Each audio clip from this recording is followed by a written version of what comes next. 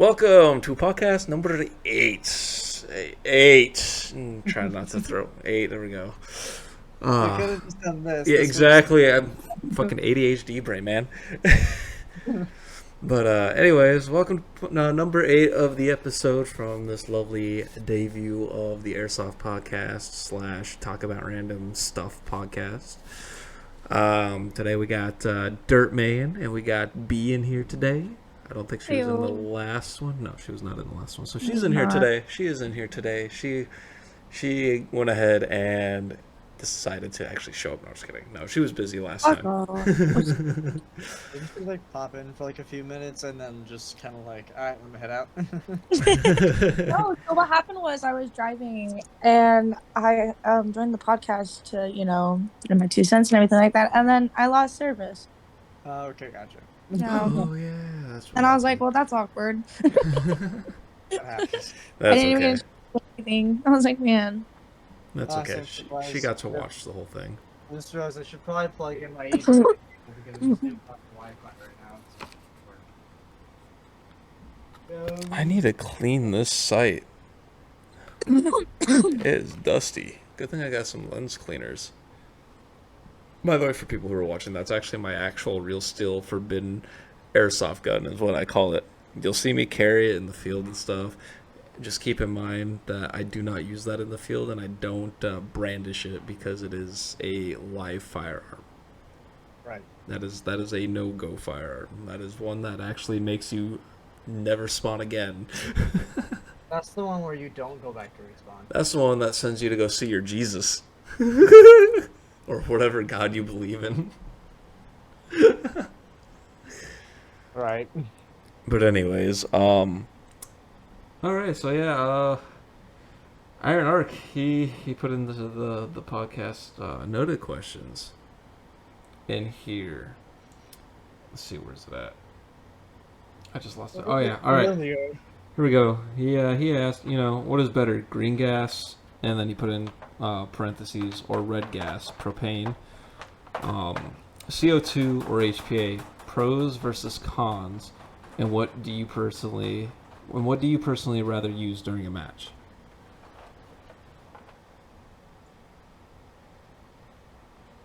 B pretty much won't be able to answer that one because she has yet to play, and she will be playing here pretty soon. Well, I've heard that propane and green gas are pretty much the same thing. I think propane, I've heard, this is rumored, that it gives a slightly bigger punch than just green gas. Well, CO2 does, like, the most. I've heard CO2 is, like, the equivalent to, like, doing almost a spring change, basically, in an AEG. Well, and the thing, too, That's is, like, propane kind of rusts your gas valve a little bit more. Fair enough.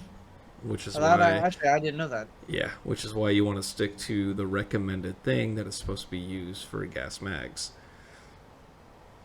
And for me, like, I said this before in the last podcast, it really varies. Like, there's different pain tolerances to each and every one of them. Like, AEG, it hurts to feel, but then you got HPA, at least with this field, because they're strict, or they're restricted, I should say. They're restricted to a certain FPS. So even with HPA, they're like a few joule feeling higher than that, or at least pain tolerance higher than that, where it feels like they're above their FPS limit, but in reality they're not. They just have air helping it with a battery also assisting it.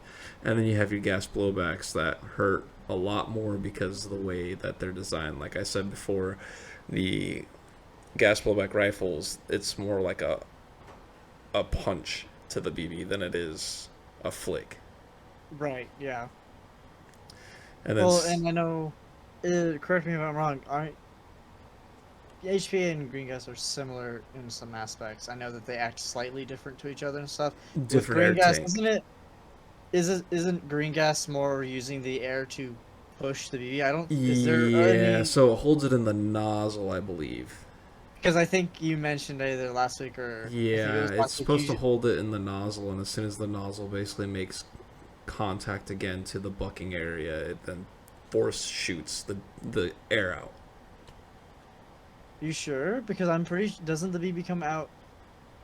No, that would make. Well, Because how if the else is the bucking. Hold BB? on. Because if the nozzle's pushing the BB out, it's Bucking's grabbing the other here. BB. Bucking's Right. here. Nozzle's back here. That does not look right. So No, but for demonstration purposes, but that wouldn't make sense because the nozzle is supposed to grab the next BB and put it up into the bucking anyway, so that wouldn't make sense. no, the BB just gets pushed upwards because it gets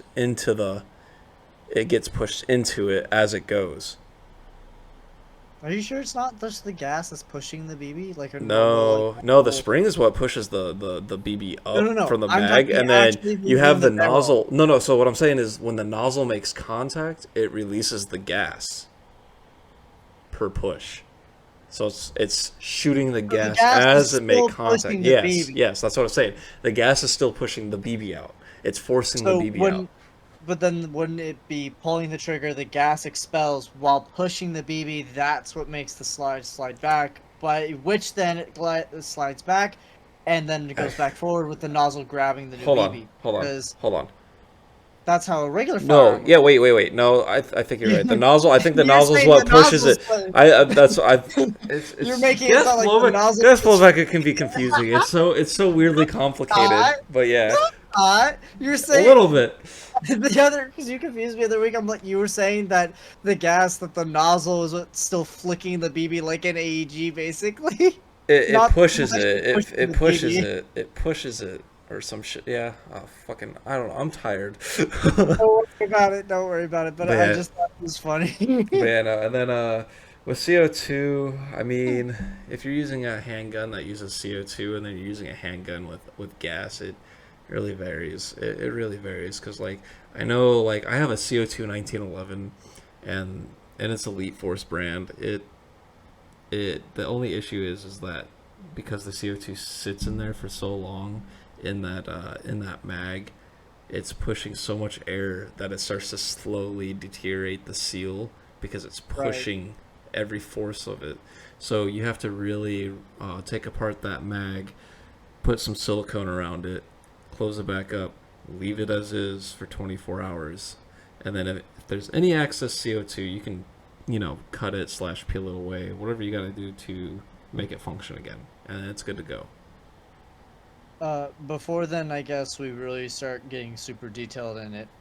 The last bit of his question was, and what do you personally rather use during a match, green gas or CO2? From me personally, I think I it's just don't like the what you like to cartridges of use. CO2. I guess that's fair. I don't like the cartridges of the CO2. I find that annoying. I prefer the built-in. Yeah, the this all comes down to personal preference again. Airsoft is difficult to say what's good and what's not. Yeah, at least with preference things- wise, because like Yeah. because like whenever people comment down, what's a good starter gun for me for airsoft, I can't really tell them because it's just like all I tell them is, well, it's more of your personal preference because everybody has a different personal preference. Yeah, it comes down to personal preference. I personally enjoy I guess I'll just call it gas tank of the magazine. The built-in, just being able to put in the gas directly in the magazine is better in my opinion, because then you don't have to deal with the cartridges of CO2. Right. I've also haven't had the easiest time using them in the first place, whether that's, I guess, not from a gun standpoint, but like I've had so far one CO2 cartridge actually not trigger on me when I put it in my Thunderbee grenade. I was a session with Turts, threw my grenade in, didn't go off, and I'm like, that's a hazard. No. Immediately, like I almost just straight up stopped playing, but at that point, like I'm like, it's fine, just because we were planning on pushing into the room to get control of it anyway. So we pushed in, and as soon as we did, I was like, what? Where is it? Ran over, like I'm like being bomb tech over here and stuff like that. Like I'm unscrewing as fast as I can. I'm like freaking out, and I took the cartridge out and I threw it, and I was just like, get that shit away. Hey, Immediately. sometimes my sound grenade doesn't go off, and Oh, I'm like, oh, well, that's not good. So then what right. I'll do is I'll do what FOV Airsoft did, because I watched his videos whenever I get a chance to. But what he would do is, if it doesn't go off after he's already pulled the pin and it doesn't go off, he'll just take it to something and just smack it against the wall of some sort, like a solid wall, and then it'll blow up and it'll be fine. Um, but I've done that before, didn't go off. Hmm. But there's a reason why it didn't go off. And that is. Sometimes I forget how I'm supposed to set up my sound grenade, where it's supposed to be shell first, you twist the cap back on, you put the pin in, and then you twist it to the setting. I would already twist it to the setting, put the cap on. I completely forgot that there's like a little mechanism in between that kind of sets it and holds it up to drop the pin to the striker. There we go. Good job, Dingus. Yeah, so sometimes I forget and I'm just like, oh, whoops. That happens. Actually, okay, well, we'll finish the question of HPA and gas, HPA gas, and Whatever then you see. personally like to use in the field. So like, what do you personally like to use in the field? Green gas is nice, and I like using green gas if I'm just having my gun as a secondary. I like HPA if I'm running either my shotgun or my high kappa, and Mm-hmm. eventually if I end up getting a HPA, some sort of rifle, DMR, or whatever it may be, Sorry, I'm having then trouble connecting to the internet. It How looks are like you an having? issue with the router and echo device, so try restarting it. What the fuck? Unplug the Alexa, router, stop. then plug the router back in. What the Wait 30 what the seconds. fuck? Once the router is back What's in, happening, Oh my buddy? connect to the god. internet. I Plug in the guess echo device. I guess my device is not connected to the devices. I'm just hearing her echo on my end. Yeah, she's all the way out in the kitchen. Hold on. I'm just adjusting my lights. Anyways, continue on. Because eventually I'd like to do a mill summon, especially with my new job, and be getting actual real PTO from compared to any other freaking job I've ever had. Once I accrue some hours, I'd really like to go out and go do a Milsim West eventually. But if I do that, I would prefer to have like my Glock 17 with gas, because I just don't want to run an air tank and, oh, my tank's gone. Oh well, like I don't want to deal with that at all. And I'm already going to be carrying a lot of gear, and I Mm-hmm. also plan on running an AEG at that point in time. I've just heard Right. overall longer events it's just better to do an electric gun compared to anything else. But as a secondary, like my Glock 17, I prefer to use gas. I don't have an adapter to plug it to obviously put it to my tank at all, but I still would prefer to keep it with gas because it's fun to reload it, and why not? My high cap I don't mind as much because my high cap is just, it's more of a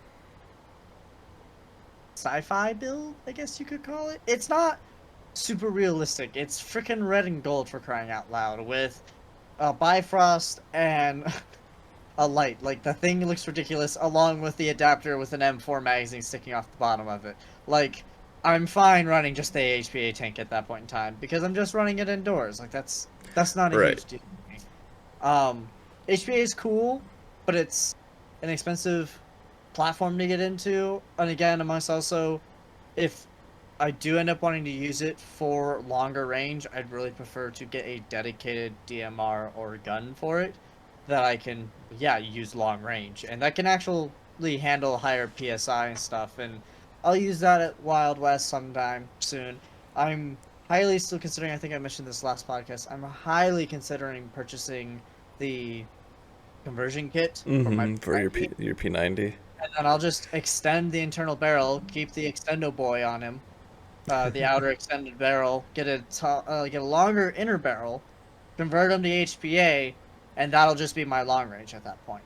I'm fine doing that because I'm already familiar with the weapon and how to use Right. him, and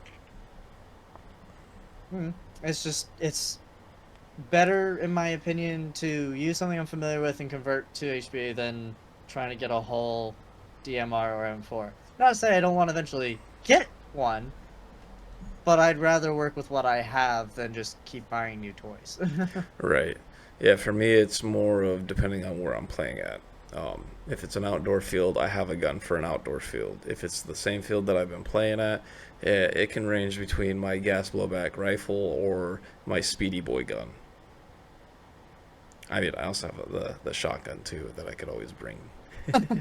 Yeah, but that's not super long range. No, but it's good for indoors. True, but Wild West doesn't have a lot of indoors, so No, no. that's not as Wild very. West, Wild West is more of my DMR base. Like, I'm Oh, not yeah. bringing any sidearms at all. Like, I'm just bringing my Yeah. 3 mags and then my extra 2 mags in case something does happen to one of those mags.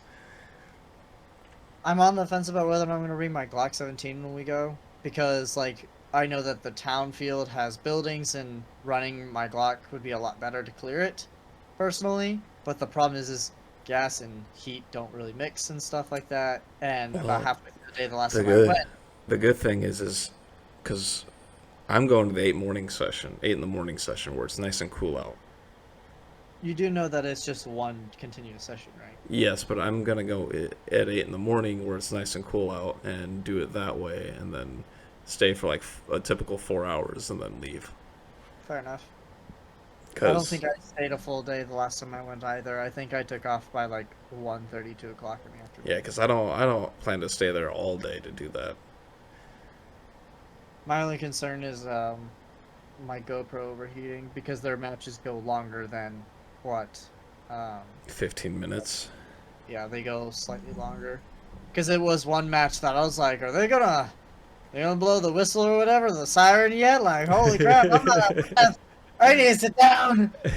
Like, feel like I was like, someone give me a healer. Like, holy crap, dude.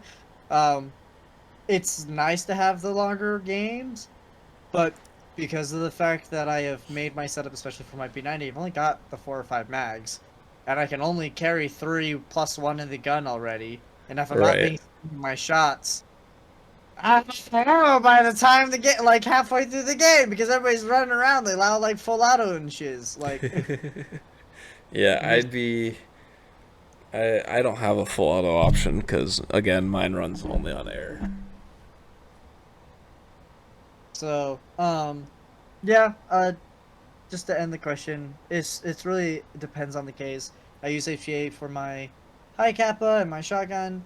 I use green gas for my Glock 17 and my MP7. Um, I'm not the biggest fan of CO2 because of just the way that it's used in things. Like I'm just not a fan of the whole puncturing the top and then like just I hoping just it's like going using them as okay. fake nades. Right. So especially when they're empty, like Oh yeah, I wish it's I great. should have kept a couple of mine, dude. I, I'm s- mad. I have plenty of CO2 cartridges. They're not empty. Actually, you know what? I have one empty right now because I want to test my 1911 mag. think I think there's 4 sitting in my closet that I haven't used yet that Cody was letting me use for my grenade, and he's just been okay with it. And CO2 cartridges are cheap as Oh all yeah. hell on Evic. So Oh, if you come over here to the Big Five near where I live, you can get Mm. a pack of 40 for like 15 bucks, 15, 20 bucks. I'm gonna do that instead. Yeah. Screw that. I'm not. Yeah, when I get paid for my new job, I might go buy some cartridges so I can use my grenades. And might also, because I use a Thunder Bee, obviously I get the Mhm. one-use shell. But I just like the designs that they are and stuff. I want to get one like yours where I can reuse it. Hmm. But the problem is they're hella expensive. I just want to get that impact grenade. That's what I want. That would be so much fun. dude. That is what I want because you can throw it, and it doesn't matter which way it lands. It goes off. You twist the next one, it's ready to go. You could put it away, or you could throw it in the next room. You could keep throwing it in each room until you're all out of those 7, Isn't 8 it? of them. It's 7 or 8. Yeah, dude. I wanna. Dude, we gotta look into getting a set of those or something like that. Honestly. I only need one. Well, I want one. Dude, you know how much of a menace I would be at VIP? A menace. Dude, they would hate it so bad. Not my problem. They're like Right? grenades. And Right. grenades if you don't want me to use it then. But the thing is they don't use what the Bang 22 uses for their shells. Their shells are a little bit more thicker Mhm. and short, like really short. Yeah. So you'd have to buy all that also on their website. Anyway, that's just my opinion of the whole CO2 HBA and green gas situation stuff. But since we were talking about CO2 and green gas, I guess that leads into a good topic we haven't done yet. Grenades. Like, what's... We haven't talked about grenades in basically, this is the 8th episode. We haven't even talked about grenades at all. Like, There's still so much to cover anyways. true, but I'm just saying that, like, we haven't touched those at all. How do you feel about people using riot shields? Screw riot shields, dude. They suck. Okay, you know what? Let me rephrase that. VIP's rules for riot shields suck. I think that's dumb. I don't mind users who use riot shields as long as they're not being a dick about them and stuff like that, and being really petty about things.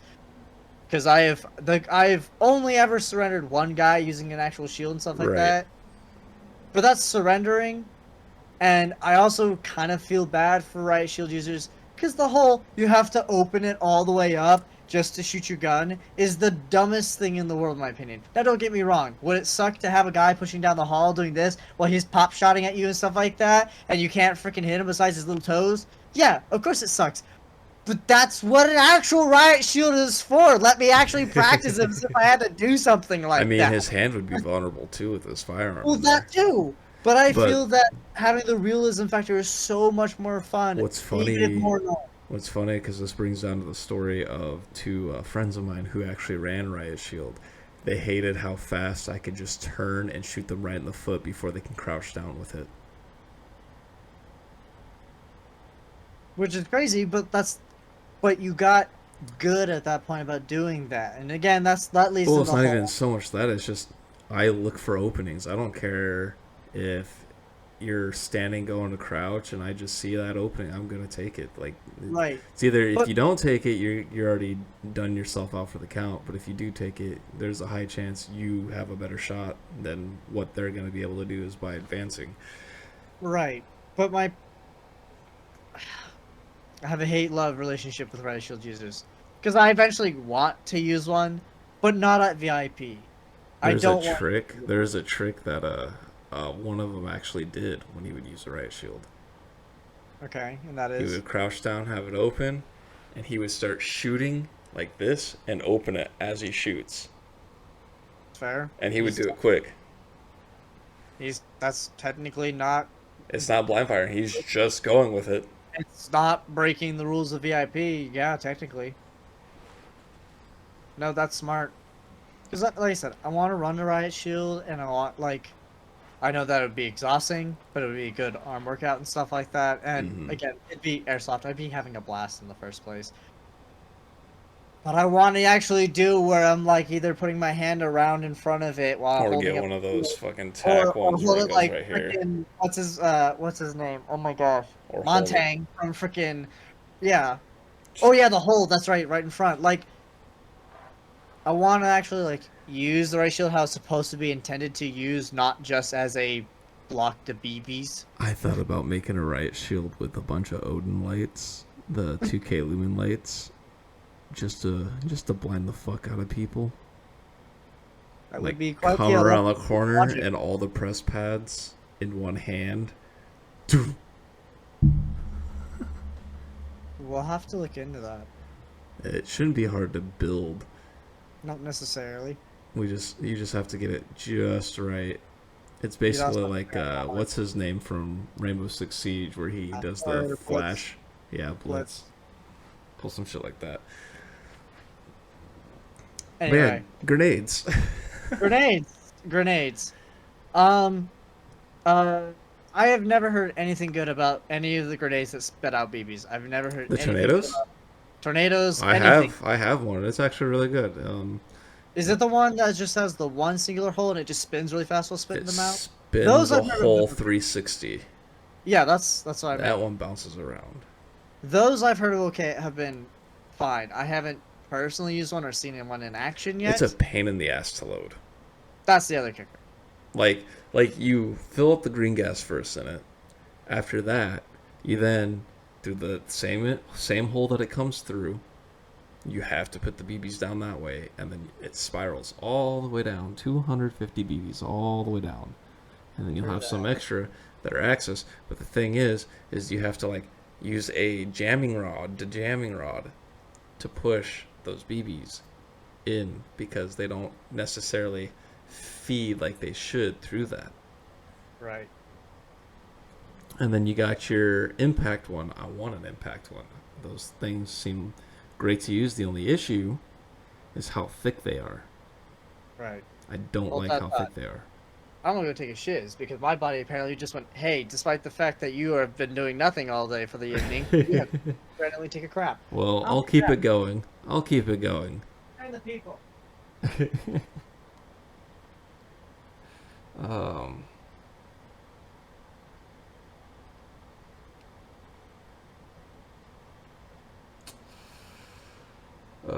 brain. Oh.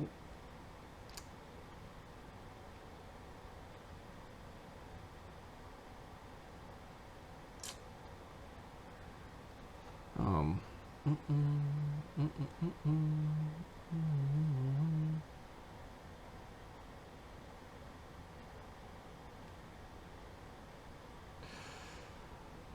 Sorry, people. I'm all over the place. My mind, yeah.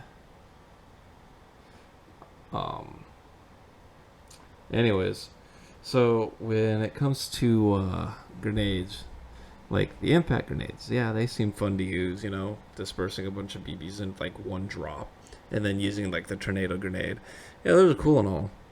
And then you got your sound grenades. One of them being the Bang 22. There's the blue tag and the red tag. The red tag's supposed to be a little bit louder than the blue tag, etc., etc. And then you got your CO2 ones where you do that. Oh, and then you have your quick little pull the pin and it'll go off in like 4 seconds if you don't throw it. Those ones I find sketchy because you don't know if it'll have a short fuse to the point where it will go off in your hand. And things going off in your hand like that, it's very dangerous. You can actually do a little bit of damage to your hand because it is a mix of black powder.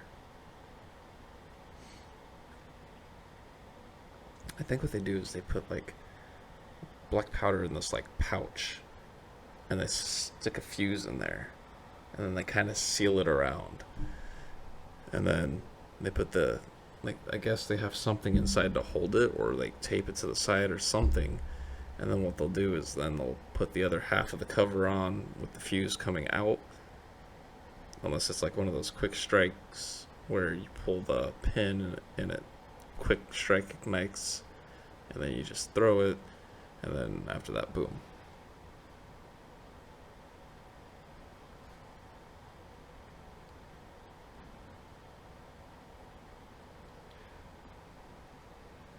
But yeah, no, comment down any questions that you have while he's doing his business.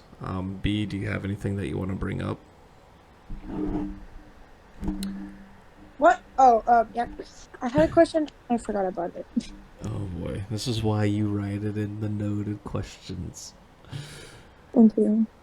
Give me 1 second. I'll come back to me. Continue talking. Okay, well, do you have anything you want to bring up?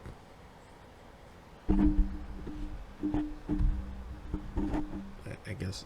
What? Do you have anything you want to bring up? Or did your question come back? Hold on.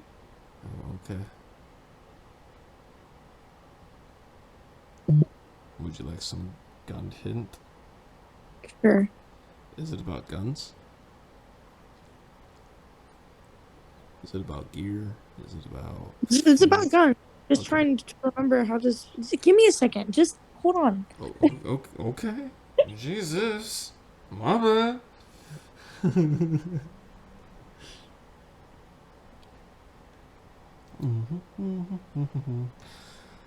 It's one of these kind of streams where it's being recorded on a Tuesday night, and this obviously won't get posted till Friday, which is what you'll be hearing.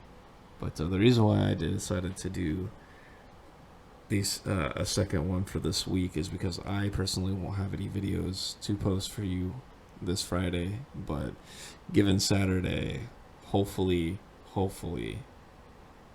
I can go to the field, get my recordings in and such, and then be all set for the next few weeks.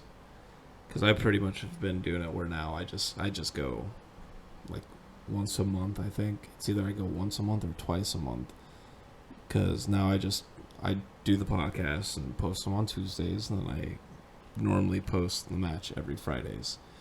So being able to play in an outdoor field here pretty soon, I can run my run cam again on the front of my rifle and have that being played while I have my GoPro running. So that'll be fun. I just gotta find the other batteries for it. I remember my question finally. It fucking came back to me. Alright, what's the question?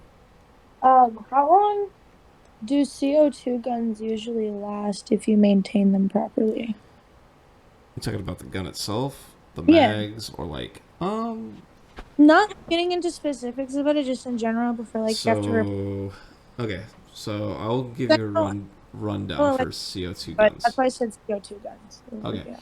So the gun itself, it depends on the material that it's made of. Like my 1911, that's straight up steel. Like that entire like body of that 1911 is steel.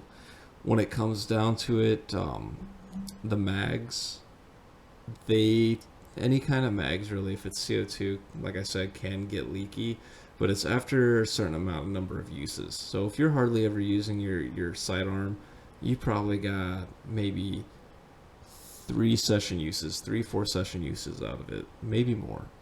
I'm just throwing a random number out there. So you could have that happen, and the reason why this happens too is because the way the cartridge sits in the mag is facing upwards for the air to push up, which is why like gas mags are a little bit more easier than CO2 mags, because the gas itself just sits inside the mag itself, while the CO2 is actually having to push air through and being held by a seal until that button gets hit. I mean, it's the same with green gas, but green gas isn't pushing up; it's sitting in there and only getting released when that mechanism gets hit. So with CO2, the mags, it really varies. Have fun talking to the people. Well, I was also answering B's question, but like, Interesting. once you start hearing a leak happen and it's coming through your seal exit, that's when you take it home. You actually won't need a tech for this, because as long as you have a really thin screwdriver that's at least a flat round base or a flat square base, and you have a hammer, you can tap the screw out where the lip is being held onto. You can tap those screws out, and then after you tap those screws out, obviously, one, don't lose them, but two, when you go to take the lip off, be careful, because your spring and your BB lip feeder plastic piece that sits inside might spring out. Interesting. Okay. But once you get that seal cover off, you can just take silicone, get a toothpick, or even a Q-tip, and just kind of put a good layer around that seal area spot where the seal sits on top of, and then you put that seal on top. If the airways are being blocked by your silicone, then you take another toothpick and just clear that out of there, so then you don't have any gunk hiding in there. Huh. Interesting. I know this because I had to do this with my 1911 3 times. What? I had to do that with my 1911 3 times. 3 different mags. My Extendo Mago. And then my 2 short mags. Which I think one of the lips on one of those 3 broke, because I think it got dropped. Or just when I was using it, I think it broke. I'm not sure. I don't remember. Anyways.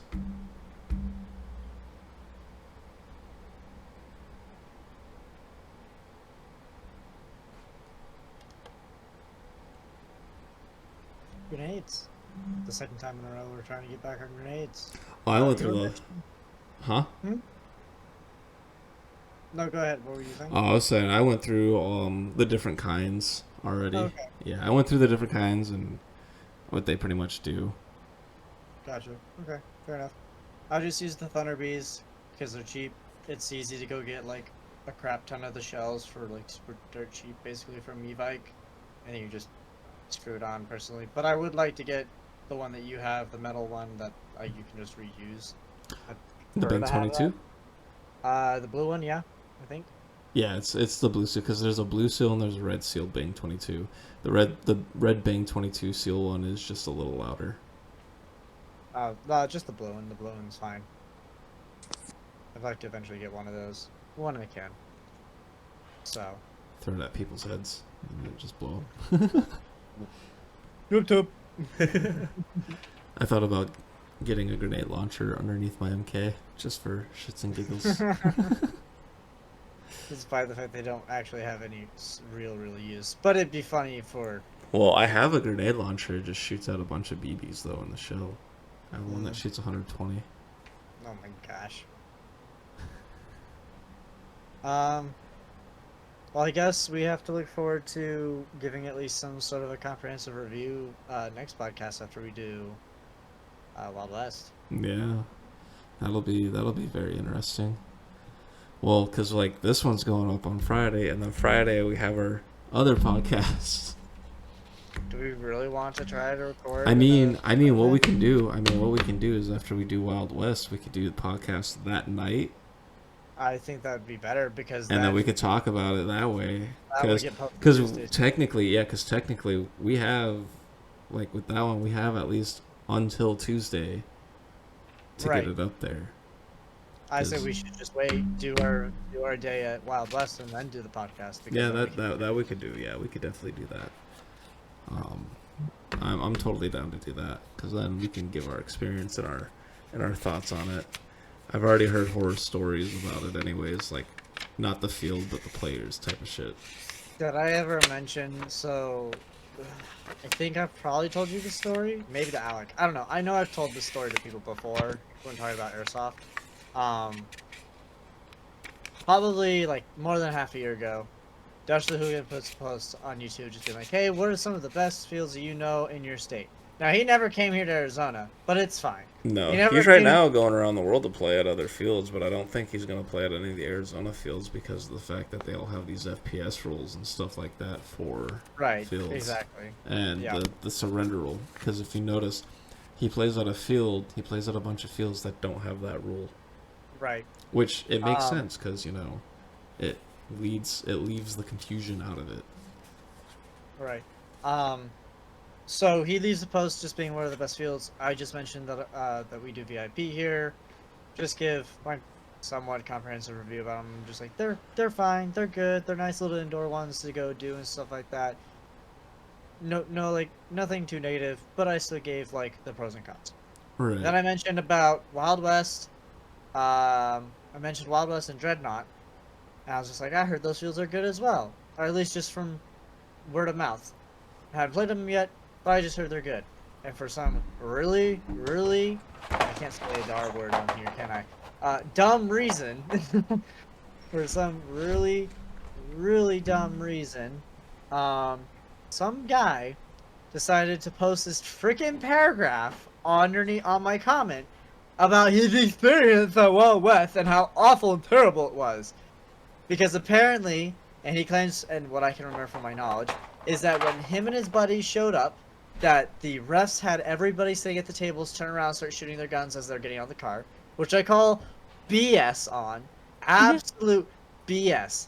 Okay, that's how you get a facility shut down. Because at that point, bro, why are you telling me that you got shot at before you had any of your protective gear on, while you and your buddies are getting out of your freaking car, getting shot at by BB guns that the refs told other people to do? That's a lawsuit guns, right not there. BB guns. There's a difference. Airsoft guns. Airsoft guns. Airsoft guns. Okay, that's a lawsuit because they literally could have hurt you. Though, because airsoft guns are still considered non-lethal. They're not toys. They're considered non-lethal. They're non-lethal toys. They're non-lethal toys. Hey, by the way, I'm getting a non-lethal shotgun for the line of work. For the line of work. Okay. Yeah, the one with the powdered chalk shells and shit. Yeah.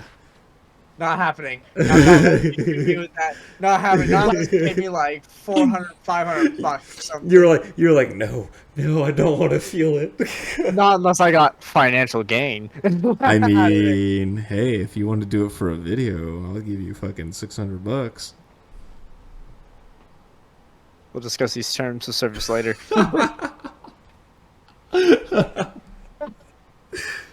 I mean, technically, you still need to shoot me in the ass with the double barrel still again because my wallet protected it. Oh Remember? yeah. My wallet's set. Your wallet's set. I'm here to save you. Pretty much. Anyway, I plan to bring that again too into VIP. heck yeah, I look forward to that. So the guy then told me how the refs don't care about you, all this other stuff, that the field's awful, that it was, like I said, I can only vividly remember just that one first statement he told me, that the refs turned around and told everybody who's sitting at the tables to take their airsoft guns and start lighting them up when they got there. I call total BS on that. That's how you know, one, somebody's never been to that field, and two, they just have to make up something to make that field seem terrible. It gets better. After he told me this short paragraph, mine on screen was this freaking long. Huge. I basically wrote an essay to this guy. Just totally shouting him down, totally spitting out facts at him. Oh my gosh, I didn't ever get a response. I did get another comment from somebody else that they're just like, oh yeah, I've heard Wild West is good. And they're like, I've actually been there a few times. It's technically my main field. They're fine. They've got problems. And theirs was like super short. But I could tell they were being genuine because of the fact that they actually like were naming the fields. Right. Field Town and whatever the other one I think is called. I think it's like called Hyper 2 or whatever. I don't remember. They actually named the maps. And like, they actually named things rather than just spitting out crap. Right. From my experience currently with Wild West, I can't declare it good nor bad right now. I like the town map more than whatever the Hyper 2 map or whatever with that. The Hyper map is humongous, and I'm not the biggest fan of humongous maps. Well, okay, if it had buildings, it'd be way more fun because of how humongous it is. But it's almost like from like Dutch the Hooligans videos where like that one field over in Cali that's purely just all those tires in that short like long field, but it's not super wide, but it's just all those tires. That's what that field feels like. There's not really cover per se. There's too many angles, and I don't like it very much at all because that's just a speed softer's dream. I'm not a speed softer. Town I like a lot more because I can actually be more tactful while moving around, but it's just smaller. So I don't mind their maps. The refs were fine at the day that I went. They were cool. They were more chatty than, not to dog on any of the VIP guys who are watching this. They were more fun to talk to. Not gonna put that out. Nothing. Hey, Nick. Nothing against you, bro. You cool. But Nick's excluded. But the refs at Wild West are way more like, not necessarily laid back, but they're cooler with the players. Like they're closer to our age. They're younger. They're not just these adults who are late 20s just trying to get the crap through the day done, and just so they can get paid and go home and just stop dealing with people's BS. So the refs were way cooler because they're actually like chatty about airsoft. They're actually invested in it. They're there to hang out with you basically, rather than actually ref the games. So they've been cool. And then even like there was, during the day I went, one of the refs was running this poor guy. I don't know why he was trying to run this. It was an AK, an electric AK. But I have no idea where the top, or was it the back? Point is, we're talking like the battery compartment's exposed. It's not in the greatest looking of shape, but I'm surprised he played on the field with us anyway with it. But he was cool about it because we both turned a corner at each other and he shot at me and I could hear his gun going off. But I didn't feel anything. So, but I had already shot him. I'm like, hey bro, I'm letting you know this now. It didn't get me technically. Like you probably would have. but your gun's not feeding? I didn't feel anything. At this time, I'm still wearing, like, my black vest, like, not my good gear right now, so that I don't have plates yet. Like, I'm wearing my original first kit, basically. Right. I know I can feel BBs through this vest because it's just foam in the inside. It doesn't use, it doesn't use, it can't hold real plates. It's not a real plate carrier. Right. Right. He's like, "Oh, are you sure?" I'm like, "Yeah, double check your gun." He shoots it down to the ground, and then it starts to feed and shoot. And he's like, "Okay, well, do you want to just like trade it? I guess, because even though there's not technically, or is there surrender on the field at all? Do they Wild have- West. Yeah. Yeah, I it's don't a 20-foot rule. Okay. He asked if we could just do a parlay. I was like, sure, why not? It's not a huge deal to me. There's not many of us anyway, so walking back to respawn's close, and I can just take off again, sprinting down the field and get back to right where I was. So it's not a huge deal for me to do that. But he was cool about it, and he didn't he didn't argue about it and stuff like that. He was cool about it. He asked. We moved on. We kept playing. Like, he didn't try to enforce, like, I've got rough rule or rough power and stuff. Right. So He didn't try to use the egotistical ref shit. Yeah. I'm not saying the refs at VIP do it. I haven't experienced it. I've heard stories that it has. Used to. There was when I was there. There was a couple of refs there. I won't give any names because they, even though they don't work there anymore, still I won't give them any names. They used to do that. They used to do that. A couple. Yeah. Of them. I haven't. I've heard the stories, the horror stories of refs at VIP that used to do that stuff. Obviously, I Well, haven't. what's funny is I would see them do it to certain people, but then when it came to like myself or anybody else that had like a camera, they wouldn't do that. All the more reason why I just run my GoPro all the time. I feel so naked when I don't have it. Now, I will say I had this. I wish I had my GoPro for this one match, but a YouTuber was there. He's pretty well known. I won't say his tag either, but I think we've discussed him before. But yeah. no, this one's different. This No? one's different. Oh, then this is probably somebody I don't know. I want mags that he has. They're low count BB mags for HPA/AEGs. But I shot him in the duty belt area,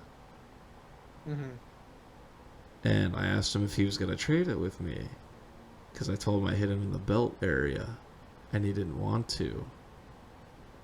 And then when I went to watch his video, I heard him call me a bitch, and I'm all like, "Oh man, he's gonna hate life real fucking quick." So I wish I had my GoPro that day because you could see that I clearly hit him clear as day. And it was funny because I brought that up to some of the refs the other day because I heard them talking about him. And I let him know, and he goes, "Oh yeah, no, he cheats all the time, and he knows it. He just wants to get some reaction out of it." And I was like, well, he got my reaction, but I was calm. I'm glad to know that they recognize that and they get on him about a break. Well, I the haven't thing often is, been told by names the by thing any of is, the is refs. he also used to work there. What a nerd. All I gotta say is, for the people that know who I'm talking about, leave it, because it is the past stuff. But it was just a story to share, because that tells me that I need to bring my GoPro all the time now. Every time I play, I just need to bring it just to have it there, just to record, just because you get very, very big dishonest players, and it does get annoying. One of my videos, there's this, in a couple of my videos, I don't remember from how long, in one of my Conquest video, for those who know what I'm talking about, there was a time, it was the same session, it's Conquest, I'm in the medic room holding the flag counting, and this guy walks in who's on the opposite team, and he points his gun at me, and he goes, "Bang, bang," and I just keep looking at him as he walks around towards the little window. And I stop and I finish counting and I go, "Bang, bang," and he turns around and he gives like the quizzical look at me. I'm like, "You walked in when I was still counting. I was already dead and you didn't change the flag." And I explained the entire situation to him and I'm like, "You're now dead." He's like, He's all complaining about it. He's like, "Are you sure you counted? Me. You can hear me in the video counting. Now, it's not like 1, 2, but I'm like 1, 2, 3, 4, 5. Like I'm You're not being, counting to make it sound boring. I'm not loud, but I'm not No, quiet with a whistle. you're loud enough where it can echo in the room if there's nobody else around and the camera can hear it. Like, see, when I start counting, like especially when I go to edit my videos, when I start counting, I go from I as soon as I say 1, I'll cut it there. As soon as I get to 9, I'll cut that part out, and then you'll hear me say 10, and then let it continue because nobody wants to see somebody sit there for 10 whole seconds. I think I did that in my most recent video. I was counting along with Turks. We somehow got in sync, and then I cut it to 10. I forgot my What? camera's right there. But yeah, no. Where was I going with this? Oh yeah, so he was having problems with me, and since that day, I try to run my GoPro as often as I can. If I forget Yep. it, I don't. It's not the end of the world, but I just try to be a bit more careful while I'm playing when I don't have it on me. I don't tend to play as aggressive, and I tend to just really make sure I don't get myself into situations that I can get into an argument with somebody and not have evidence that I'm recording and things. Right. Same guy. I walk into the room that's directly across from door 4 spawn. You know the room where you ran in and Cody and I are already like crouched in the room and stuff like Yeah. that? That room. So I come in from tire room. I'm at the doorway and I pop him in the side. And I keep going. And he turns around and yells bang bang at me. Something or other. I'd have to pull up the video. But like, as I'm walking in, I pop him and he yells bang bang at me. It's more than 10 feet where I'm standing. In the video, you could tell. Oh yeah, I heard it too. I was even watching. I was like, that's more than 10 feet. Like, what is this guy doing? Right. So that's why I ignored him, because I'm like, that doesn't count, but I'm not going to say anything because I'm trying to stay quiet because I'm in heavy enemy territory right now. So Right. I move on, and that's when he stops me and goes, "Hey, aren't you going to take that?" I'm like, "No." I turn around, I'm like, "That's more than 10 feet." And he goes, "No, that wasn't. That's 10 feet." I'm like, "No, that's more than 10 feet, bro. That's more than 10 feet." And he starts arguing with me, and I think it was, I won't name him, but you know him. I'll tell you afterwards. One of the refs walk in, and I'm pointing. I'm like, I am standing at the doorway, at least not if, like, a little bit in. Like, I'm like half a foot in. Okay, there's a difference between the 10 feet sitting out in the staging area and this ref's 10 feet. Okay, bro? That's more than 10 feet. What you mean that's 10 feet? Now, I didn't argue with the ref. I was like, fine, I'll take it. Whatever. I'll move on. The guy already left by that point, so I could have theoretically just kept playing. Right. But the ref was there, so I wasn't gonna, like, get myself into more trouble. I would have done what this one guy did. He brought a tape measure into the match, I think Tarts was mentioning he's gonna start doing that or something like that. and then he measured the distance, and No, I then think looked it's at Alec. the guy and said, "That's more than 10 feet." Could have been I think- Alec that said that story, or it could have been a video that I saw, because it sounded very familiar. No, I think Alec, a couple weeks ago when we were all doing a session together, was mentioning that he's just gonna start bringing. Oh yeah, no, he Oh, said he was gonna bring start it. bringing it. I watched the video of it, of some guy doing that. Like, he legit pulled a tape measure out and then he just started doing this. You know, straight up, I'm not gonna lie. I want to double check their 10 feet that's sitting on the floor in the staging Right. area. I have a 25-foot tape measure. You should bring it next time we go so that we can actually be like, is Right. this actually 10 feet or not? Right. And 10 feet's a lot closer. Like, when you're in the arena running around, it's a lot shorter than what you're expecting. Right. It is. But when you're out in the staging area and you're just looking at it like normal, yeah, it seems big. But in the arena, while you're sprinting around, your vision kind of foveates out a little bit. Well, your people vision flows, like, people tend to forget, like, if you're at the 10-foot, especially with those who are using a handgun, 10-foot minimum engagement distance rule. The rule of it is from your end of your muzzle right. to the target. in That one of is my that is the 10-foot. They don't specify that in the arena. It is literally from the muzzle of your gun to the target. Now, if you're using a rifle and you're at that 10-foot mark, you can quickly pull it back, squeeze, and then continue on. If you're using a handgun, you can pull it back and then go. I think I could probably even just pull it up. No.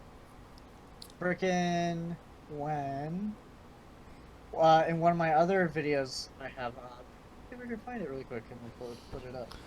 Where'd it go? I think it was this. Was it this one? No. Anyway, I was sitting by one of the windows over by door 1, but my spawn's door 4. So I'm Right. sitting in what I like to call courtyard of castle by Red Tower. I call that courtyard. I was sitting by the window that leads down the main middle hall towards bridge, and this kid comes walking up, and I purposely back up, put my gun up to my chest, and then pop him once in the back, and then I duck around, and I'm like, that's more than 10 muzzle!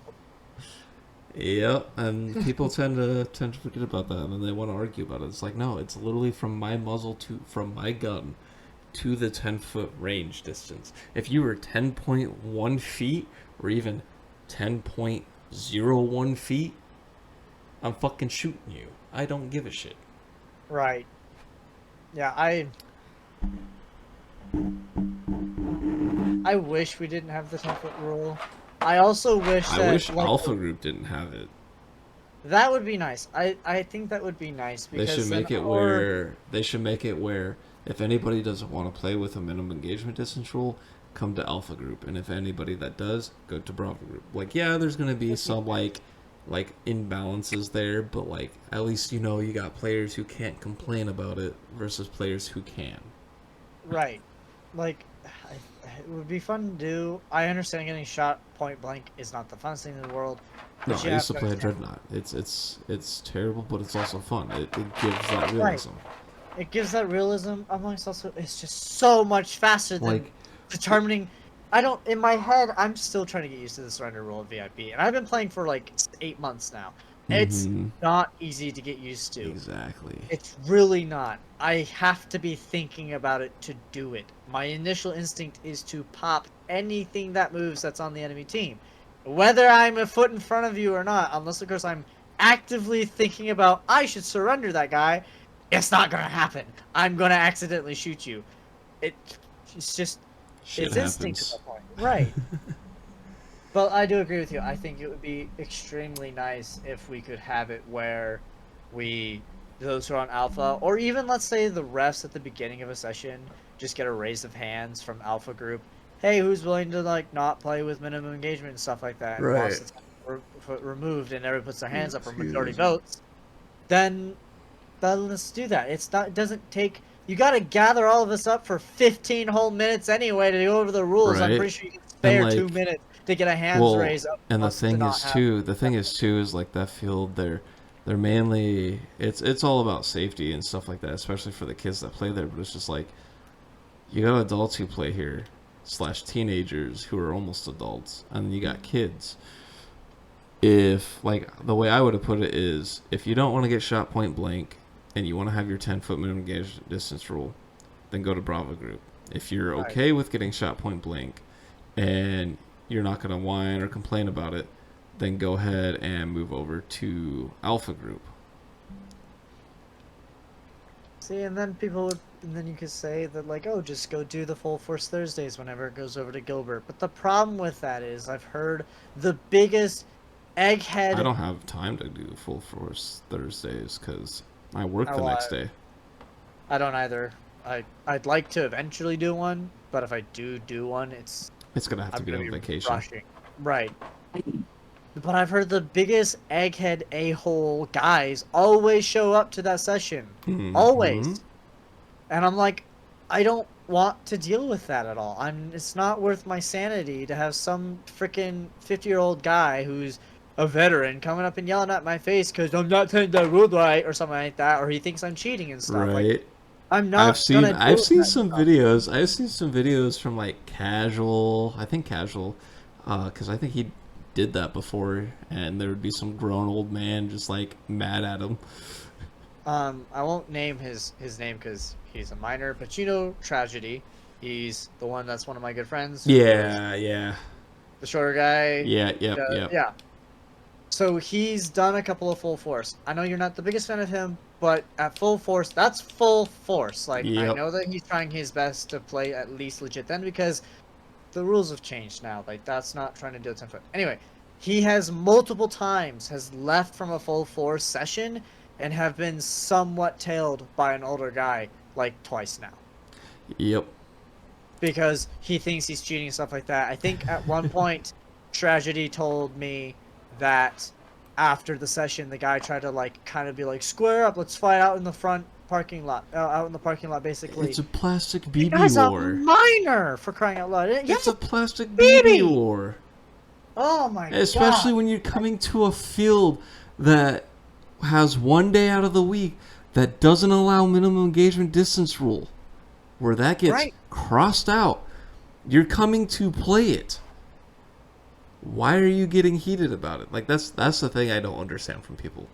Right. But anyways, I would like to do a full force. I don't know what I'm gonna do on at this point, frankly. I might just wait till I do a Milsim at that point because I know Milsims don't have minimum engagement. Not to my no, they knowledge don't. anyway. They don't. They're, as to what I know, they seem to be a lot of fun. Although you get those Call of Duty guys that like to have a magical health bar, but if you hit them on their gear, like their backpack, where they're not going to feel it, that's understandable. That's reasonable. That's you understandable. you can't get mad at that because they're not No. going to hear it or feel it because it's their backpack.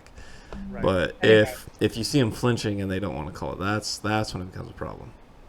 Anyway, so I also carry like just to swing things, just to tie a bow on it. I also bring my GoPro. I try my best to bring it. I'm considering getting a DJI camera, actually to switch to because I've heard that their thermals do better when it comes to recording long term, and especially I'd like one of those if I go do a Milsim or something like that. I want to get one too for my helmet for when we play I've also outdoors. seen they're super small and the screen's modular. You can just take off the screen and it's just the camera. You just hit go, basically. I just have to find something in some way to clip it on. That's it. Send me a link to it I will later shoot on. you. Yeah, send me a Yeah, link I to it will. after the podcast is done. B, do you have anything else you want to bring up? Not at the moment, no. Okay, well, I guess we can wrap this up and call it a night, day, or whatever time people are watching this. What big bungar. Alrighty, well, thanks for tuning in. Thanks for listening and or watching, whatever you're doing, having as background audio while you're working or doing schoolwork. Depending on what it is. I'm too tired for this at the moment. Terrible idea, but it was the earliest day I had off today. Anyways, thanks for watching. Thanks for tuning in. If you enjoyed it, leave a like. If you have any topics that you'd like for us to talk about into this podcast, please feel free to drop it down in the comments down below or shoot me a message up on my Discord, even my Instagram. If you don't know what those are, actually just go to the videos that have the action that happens in a lot of the video stuff, normal content stuff that is shorter and sweeter. But other than that, be sure to not only check out my channel, make sure to check out Dirtmann's channel as well. That's Dirtmann with what, 2 N's or 3 N's? 2 N's. 2 And N's. the Yep. D is capitalized and the M is capitalized. No spaces. Oh, Just fine. put my channel in the description. I'll put it in there. I will put it in the comment section. I mean, you did get called out by algebra, so. I don't even remember what he said. He said you should put the bros channel. Oh yeah, I'll do that for this one. Yeah. You can put your socials and just put friends and video at the bottom. You can just. Put I me in could, there. but I mean, if they check the description though. You'd be They check more of comments than they do description. I look at the descriptions. That's a whole other thing. I'll copy and paste to the comments as well. I'll copy and paste to the comments as well. Sure. just to put it there. Just give me recognition. Right. But anyways, make sure you check out Dirtmann's, and then also make sure to check out our good friend / team member Algebra. I will leave their info both in the description and into the comments. And yeah, I'll see you guys next time. Bye bye. Bye.